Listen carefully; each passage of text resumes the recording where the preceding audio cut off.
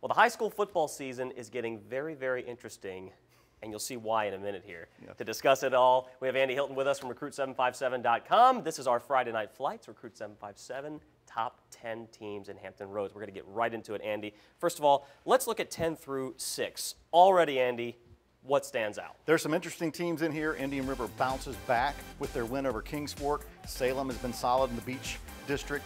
Phoebus has been consistent. Hampton took a loss earlier this year, but has beaten Woodside. Lake Taylor's on the rise. There's a lot of familiar names here, and a lot of them still have things to prove.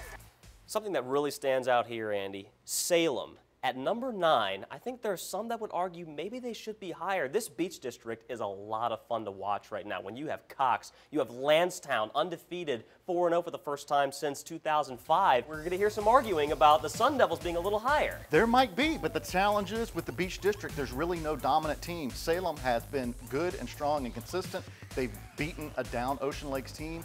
They all play each other. They don't play out of district. We really don't know where they stand, here. We're going to watch them rise as they continue to win. If they're that dominant, they're going to continue to rise as other teams drop. And Hampton, by the way, had a tough loss. They've already lost to Heritage, but like you said, they're still in the mix at 2-1. So let's move on to the top 5 teams, and boy, is this. Look at your face right now. This is really, really interesting. We look at number 5, Lafayette, good team out of Williamsburg. Can't argue there. Cannot argue there at all. Norview, a good team in Norfolk. They have a lot of firepower on offense right now. And they're going to have a challenge this week because they had 2 players ejected from Friday night's game against Maury, one of them being their starting quarterback, DJ Mack. They have Lake Taylor this week. This is the opportunity.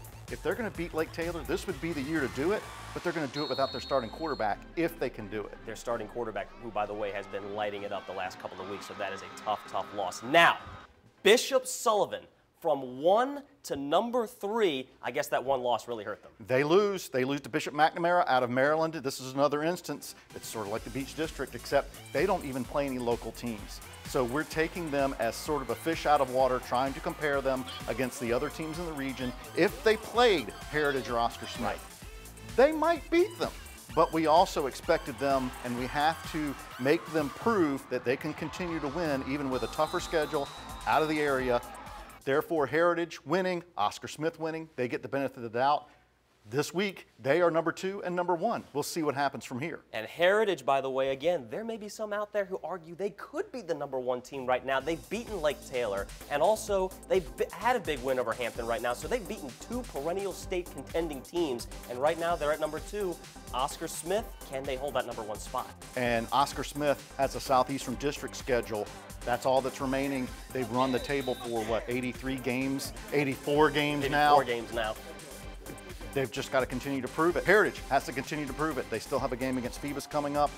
There still may be some shaking up to do with this top 10. A lot of shaking up to do. First of all, this has been a lot of fun to see, and it's going to be a lot of fun to see where it still goes for the rest of the season. Right now, Oscar Smith, the Tigers, 84-game win streak, still your number 1 team, but we will see what happens with the Friday Night Flights Recruit 757 Top 10. Andy Hilton, always fun to have you in here. Thanks so much. All right, we'll see you next time.